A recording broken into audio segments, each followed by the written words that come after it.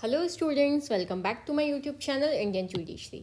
आज की वीडियो में हम the young person harmful publication act 1956 cover करेंगे, जो कि है एक्ट नंबर 93 ऑफ 1956। इसे हम अल्पवय व्यक्ति अपहानिकर प्रकाशन अधिनियम 1956 भी कहते हैं। टोटल सेक्शन है यहाँ पे 7। इनेक्टमेंट डेट है 28 दिसंबर 1956। इन्फोर्समेंट डेट है 1 फरवरी 1957। क्लियर? दोनों डेट्स आप लोग अच्छे से याद कर लीजिए। 28 दिसंबर 1956 को इसको प्रेसिडेंशियल असेंट मिली थी और इनेक्टमेंट डेट है ये। अब आ जाते हैं इसके ऑब्जेक्टिव पे, क्या उद्देश्य है इस एक्ट को बनाने का। तो इसे पढ़ते हैं। An act to prevent the dissemination of certain publication harmful to young persons. ऐसे पब्लिकेशन जो कि हार्मफुल हैं यंग पर्सनस के लिए, उनके प्रचार प्रसार को रोकने के लिए ये एक्ट बनाया गया था। हाँ, यंग पर्सन की डेफिनेशन कहाँ दी गई है? सेक्शन 2C में। और हार्मफुल पब्लिकेशन कहाँ दी है? 2A में। अभी हम सेक्शन 2 जब पढ़ेंगे तो इसे डिटेल में पढ़ लेंगे। B it enacted by parliament in the 7th year of Republic of India. ये एक्ट रिपब्लिक इंडिया के 7th ईयर में पार्लियामेंट के द्वारा इनेक्ट किया गया था। सेक्शन 1 पे आ जाओ, जो कि डील करता है short title extent and commencement से। तो सब सेक्शन 1 इसका क्या बोलता है कि ये act young person harmful publication act 1956 के नाम से जाना जाता है। ये एक्ट संपूर्ण भारत पर लागू होता है। अब ये वाला पार्ट यहाँ पे हट गया है, जम्मू कश्मीर वाला। ध्यान रखिएगा, संपूर्ण भारत पर ये एक्ट लागू है।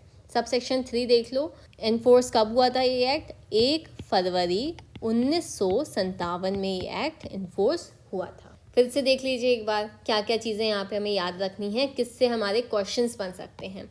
आपसे इनेक्टमेंट डेट पूछी जाए तो 28 दिसंबर 1956। इन्फोर्समेंट डेट पूछी जाए तो 1 फरवरी 1957।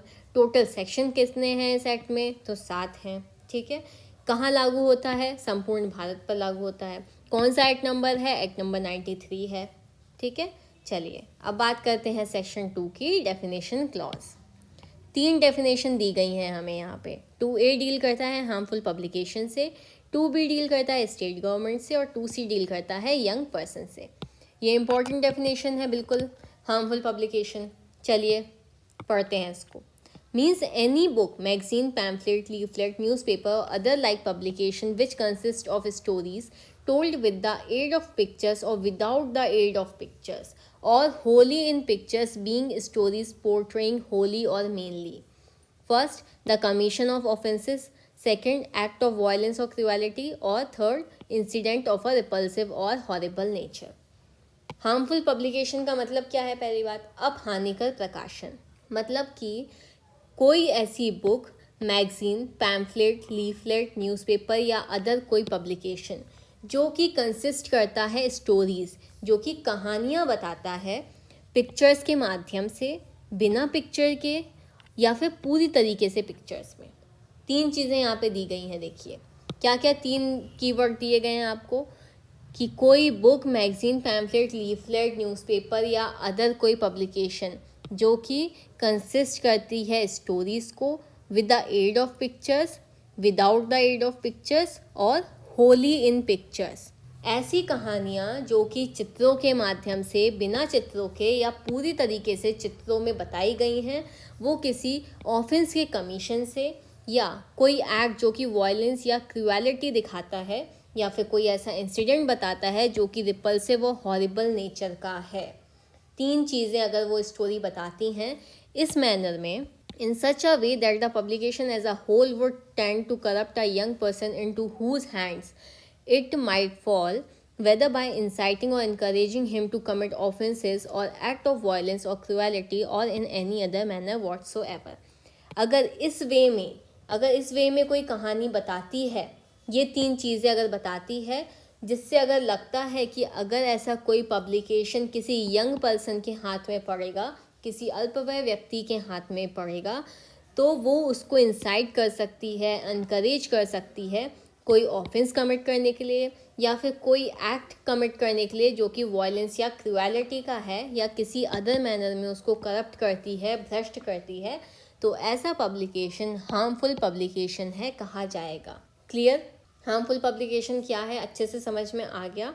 ऐसी कोई book, magazine, pamphlet, leaflet, newspaper या अदर कोई पब्लिकेशन जो कि ऐसी स्टोरीज कंसिस्ट करता है, जो स्टोरीज पिक्चर्स के माध्यम से, बिना पिक्चर्स के या पूरी तरीके से पिक्चर्स में, होली या मेनली किसी ऑफेंस के कमीशन को, किसी एक्ट ऑफ वायलेंस या क्रुएलिटी को, या फिर किसी इंसिडेंट को जो कि रिपल्सिव और हॉरिबल नेचर का है, इस वे में बताती हैं कि अगर वो किसी यंग पर्सन के हाथ में ऐसा पब्लिकेशन पड़ गया तो वो उसको एनकरेज कर सकता है, इंसाइट कर सकता है कोई ऑफेंस कमिट करने के लिए, कोई एक्ट करने के लिए जो कि वायलेंस या क्रुएलिटी का है, या किसी अदर मैनर में उसको करप्ट कर सकता है, तो ऐसा पब्लिकेशन हार्मफुल पब्लिकेशन है कहा जाएगा। Okay, clear? कोई डाउट है तो आप हमें कमेंट सेक्शन में पूछ सकते हैं। सेक्शन 2B क्या डील करता है? स्टेट गवर्नमेंट से। In relation to a union territory means the administrator there of. Union territory के संबंध में, संघ राज्य क्षेत्र के संबंध में स्टेट गवर्नमेंट का मतलब उसके एडमिनिस्ट्रेटर से है, प्रशासक से है। याद रखिएगा किससे है? एडमिनिस्ट्रेटर से है। क्लियर? 2C पे आ जाओ, जो कि यंग पर्सन, ये जो कि पूरा एक्ट ही यंग पर्सन के लिए बनाया गया है, उसकी क्या डेफिनेशन है इस एक्ट के अंतर्गत, वो ध्यान रखिए। Means a person under the age of 20 years. ऐसा व्यक्ति जो कि 20 साल के अंतर का व्यक्ति है, वो यंग पर्सन इस एक्ट के अंदर कहा जाएगा। आई होप आप लोगों को सेक्शन 2 अच्छे से क्लियर हो गया होगा। आ जाइए अब सेक्शन 3 पे। सेक्शन 3 डील करता है पेनल्टी से। Penalty for sale etcetera of harmful publication. Harmful publication के, अपहानिकर प्रकाशन के विक्रय के लिए क्या पेनल्टी होगी, वो हमें सेक्शन 3 में बताया गया है। सब सेक्शन 1 देखो। If a person sells, lets to hire, distributes, publicly exhibits, or in any manner puts into circulation any harmful publication, or clause B, for purpose of sale, hire, distribution, public exhibition or circulation, prints, makes or produces or has in his possession any harmful publication, or clause C, advertises or makes known by any means whatsoever that any harmful publication can be procured from or through any person, he shall be punishable with imprisonment which may extend to 6 months or with fine or with both. यदि कोई व्यक्ति, section 3 क्या कहता है? Subsection 1, यदि कोई व्यक्ति बेचता है, भाड़े पे देता है, डिस्ट्रीब्यूट करता है, पब्लिकली एग्जिबिट करता है, या किसी अदर मैनर में सर्कुलेट करता है किसी हार्मफुल पब्लिकेशन को, ये तो बात कर रहा है क्लॉज ए। अब क्लॉज बी क्या कहता है कि यदि कोई व्यक्ति सेल के पर्पस के लिए, हायर के पर्पस के लिए, डिस्ट्रीब्यूशन के पर्पस के लिए, पब्लिक एग्जीबिशन के लिए या सर्कुलेशन के लिए प्रिंट कराता है, बनाता है या प्रोड्यूस करता है किसी हार्मफुल पब्लिकेशन को जो उसके पोजीशन में है, ठीक है। क्लॉज सी क्या कहता है? यदि कोई व्यक्ति एडवर्टाइज करता है या किसी तरीके से बताने की कोशिश करता है कि कोई हार्मफुल पब्लिकेशन उस व्यक्ति के माध्यम से या उस व्यक्ति के द्वारा खरीदा जा सकता है, वो पनिश किया जाएगा ऐसे इम्प्रिजनमेंट से जो कि 6 महीने तक का हो सकेगा, और फाइन से या दोनों से उसको पनिश किया जाएगा।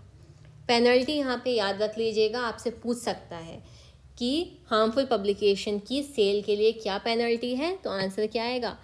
इम्प्रिजनमेंट विच में एक्सटेंड टू 6 months और विथ फाइन और विथ बोथ। अब सबसेक्शन 2 पे आ जाओ। सबसेक्शन 2 क्या कहता है सेक्शन 3 का?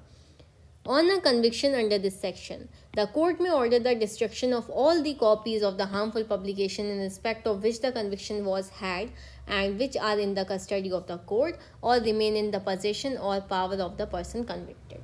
सबसेक्शन 2 ये कहता है कि इस सेक्शन के अंतर्गत कन्विक्शन पे, दोष सिद्धि होने पे कोर्ट आदेश दे सकता है कि ऐसे हार्मफुल पब्लिकेशन की जितनी भी कॉपीज़ हैं, जितनी भी प्रतियां हैं, उनको नष्ट कर दिया जाए जिसके संबंध में ऐसा कन्विक्शन किया गया है, और जो कोर्ट की कस्टडी में है या फिर जो कन्विक्टेड पर्सन है, जो दोष सिद्ध व्यक्ति है, उसके पावर में है या उसके पोजीशन में बची हुई हैं, ऐसी सभी प्रतियों को नष्ट कर दिया जाए। क्लियर? चलिए सेक्शन 4 पे आ जाइए, जो कि डील करता है power of government to declare harmful publication forfeited. सरकार की हार्मफुल पब्लिकेशन को फोरफिट डिक्लेयर करने की शक्ति। फोरफिट मतलब संप्रहत करने की शक्ति। सबसेक्शन 1 देखो, द स्टेट गवर्नमेंट। चलो ये हमें यहाँ पे पता चल गया कि ये पावर किसके पास है? स्टेट गवर्नमेंट के पास है। द स्टेट गवर्नमेंट में if it's of opinion after consultation with the principal law officer of the state, whether called the Advocate General or by any other name, that any publication is a harmful publication, declare by order notified in the official gazette that every copy of such publication shall be forfeited to the government, and every such notification shall state the ground for the order.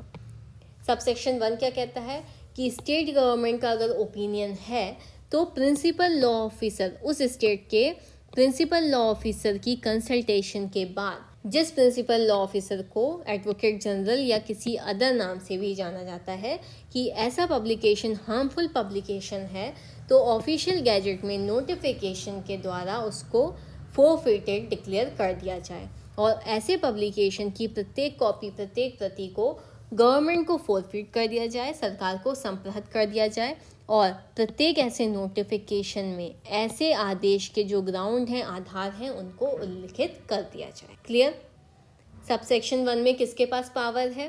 State government के पास power है कि वो principal law officer, उस state के principal law officer की consult के बाद ऐसे हार्मफुल पब्लिकेशन को डिक्लेयर कर सकती है फोरफिटेड। ओके, और प्रत्येक ऐसे नोटिफिकेशन में उसके फोरफिट डिक्लेयर करने के जो ग्राउंड हैं वो स्टेट किए जाएंगे। सबसेक्शन 2 पे आ जाओ। सबसेक्शन 2 कहता है without prejudice to the provision contained in subsection 1 of section 6 where there is an order of forfeiture under subsection 1 in respect of any publication, it shall be lawful for any police officer to seize the same wherever found in the territories to which this extends। Subsection 2 ये कहता है कि section 6 subsection 1 में content जो provision है उसकी प्रतिकूलता पर प्रभाव डाले बिना। अब सेक्शन 6 सबसेक्शन 1 क्या कहता है कि कोई पुलिस ऑफिसर या अदर ऑफिसर जो स्टेट गवर्नमेंट के द्वारा एम्पावर किया गया है किसी हार्मफुल पब्लिकेशन को सीज करने के लिए या जब्त करने के लिए, तो ऐसे प्रोविज़न की प्रतिकूलता पर प्रभाव डाले बिना जहाँ पे सबसेक्शन 1 में फोरफिचर के ऑर्डर दिए गए हैं स्टेट गवर्नमेंट के द्वारा किसी हार्मफुल पब्लिकेशन को फोरफिट करने के लिए, तो ये किसी पुलिस ऑफिसर के लिए लॉफुल होगा कि वो किसी भी प्लेस पे जहाँ पे भी ऐसा हार्मफुल पब्लिकेशन प्राप्त होता है, मिलता है, उसको सीज कर दे। क्लियर? अब आ जाओ सेक्शन 5 पे, जो कि बात करता है appeal to high court against order of forfeiture. अब फोरफिचर के ऑर्डर के अगेंस्ट में कहाँ अपील करेगा एग्रीव्ड पर्सन? हाई कोर्ट में करेगा। सेक्शन 5 ये हो गया इंपॉर्टेंट सेक्शन, इससे क्वेश्चन आ सकते हैं।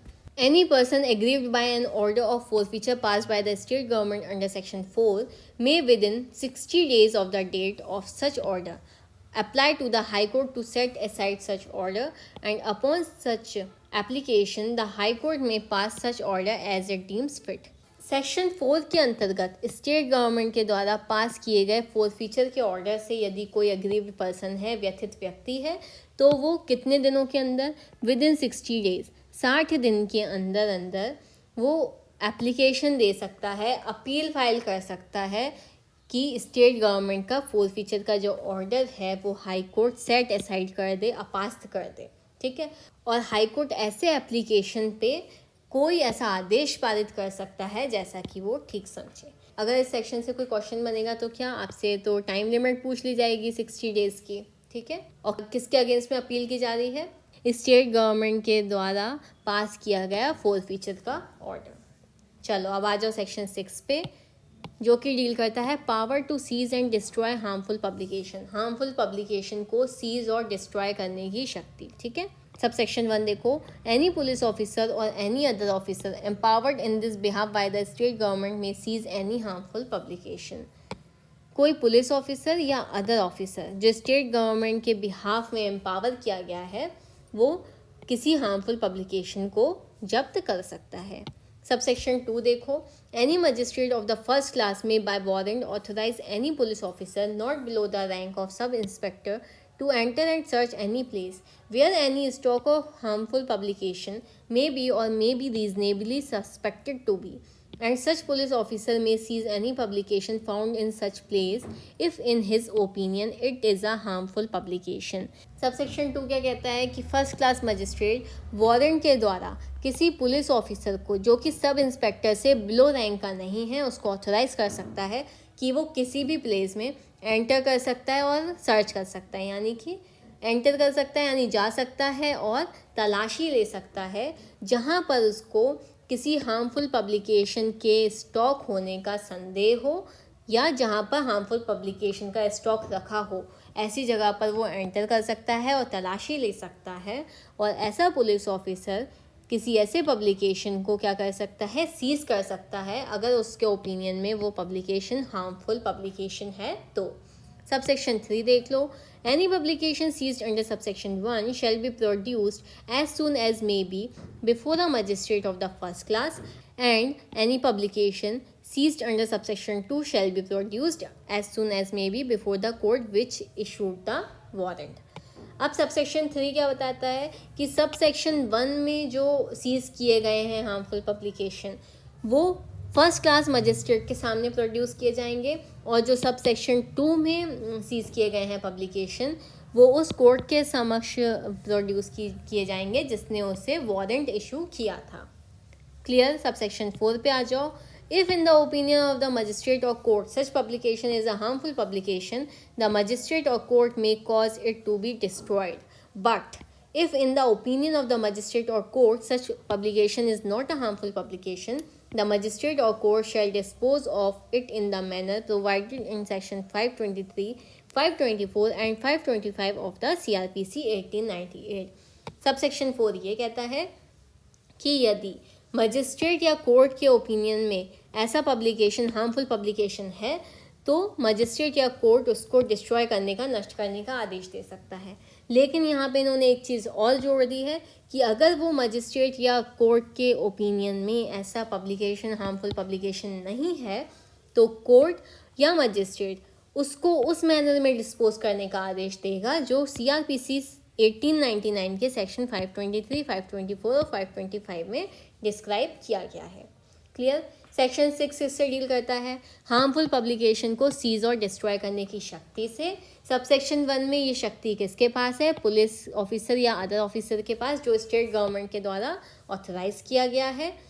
सबसेक्शन 2 में किसके पास शक्ति है कि जो फर्स्ट क्लास मजिस्ट्रेट है वो वारंट दे सकता है किसी पुलिस ऑफिसर को जो कि सब इंस्पेक्टर से बिलो रैंक का नहीं होगा, कि वो किसी भी प्लेस पे जाके तलाशी ले सकता है किसी हार्मफुल पब्लिकेशन की और उन्हें सीज कर सकता है। सबसेक्शन 3 ये बताता है कि जो पब्लिकेशन सबसेक्शन 1 में सीज किए गए हैं वो फर्स्ट क्लास मजिस्ट्रेट के सामने, और जो पब्लिकेशन सबसेक्शन 2 के अंतर्गत सीज किए गए हैं वो उस कोर्ट के समक्ष प्रोड्यूस किए जाएंगे जिसने वारंट इशू किया था। सबसेक्शन 4 ये कहता है कि मजिस्ट्रेट या कोर्ट के ओपिनियन में अगर कोई पब्लिकेशन हार्मफुल पब्लिकेशन है तो उसे डिस्ट्रॉय कर दिया जाएगा, और अगर उनके ओपिनियन में वो हार्मफुल पब्लिकेशन नहीं है तो उसको उसी मैनर में डिस्पोज किया जाएगा जो CRPC के सेक्शन 523, 524 और 525 में दिए गए हैं। लास्ट सेक्शन पे आ जाओ इस एक्ट के, जो कि डील करता है offences under this act to be cognizable. ये भी इम्पॉर्टेंट सेक्शन है कि कैसे अपराध होंगे, संज्ञेय अपराध होंगे। Notwithstanding anything contained in the CRPC 1898, any offence punishable under this act shall be cognizable। CRPC में किसी बात के होते हुए भी यदि कोई ऑफेंस इस एक्ट के अंतर्गत होता है तो वो कौन से अपराध की श्रेणी में आता है, संज्ञेय अपराध की श्रेणी में आता है। अगर आपको कोई डाउट है इस एक्ट से रिलेटेड तो आप हमें कमेंट सेक्शन में पूछ सकते हैं। अगर वीडियो पसंद आई हो तो please do like, share, comment and subscribe our channel. Thank you for watching.